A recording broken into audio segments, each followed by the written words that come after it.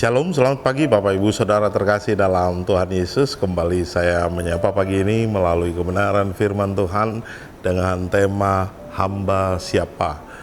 Firman Tuhan terambil dari Roma 6 ayat 16 berbunyi demikian. Apakah kamu tidak tahu bahwa apabila kamu menyerahkan dirimu kepada seseorang sebagai hamba untuk mentaatinya, kamu adalah hamba orang itu yang harus kamu taati, baik dalam dosa yang memimpin kamu kepada kematian, maupun dalam ketaatan yang memimpin kamu kepada kebenaran.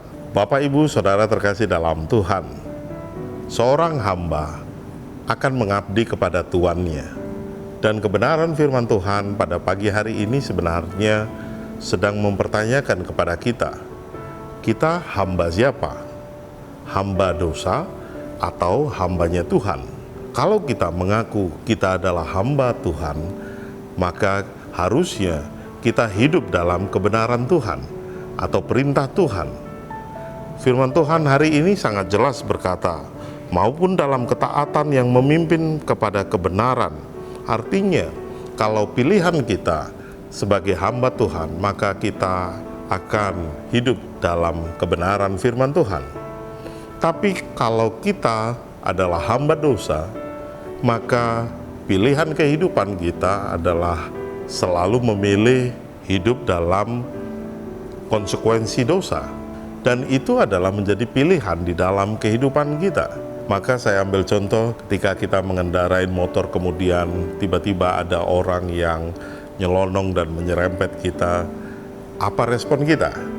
Kalau kita hamba Tuhan, maka dengan penuh kesabaran, dengan penuh ketenangan, kita dikendalikan oleh Roh Kudus untuk boleh berbicara dengan baik.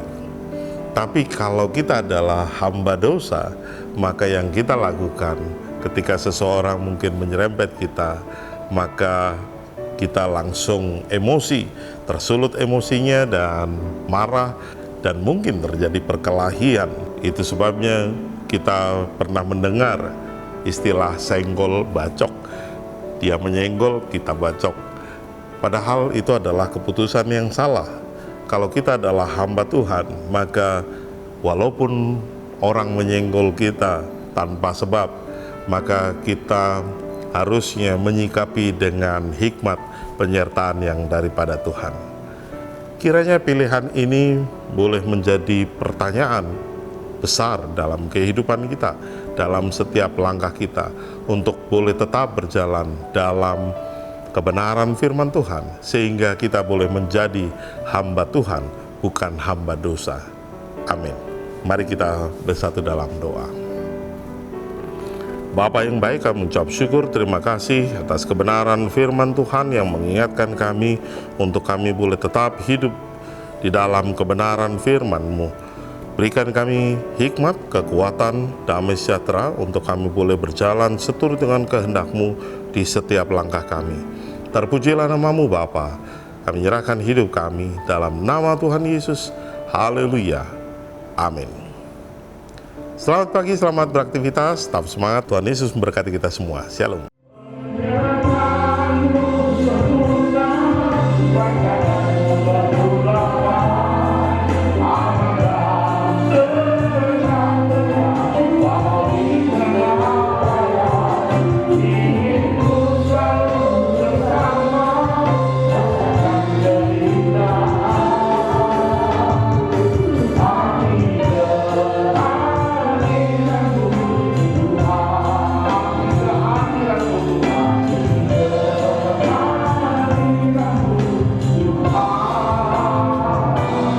Amin.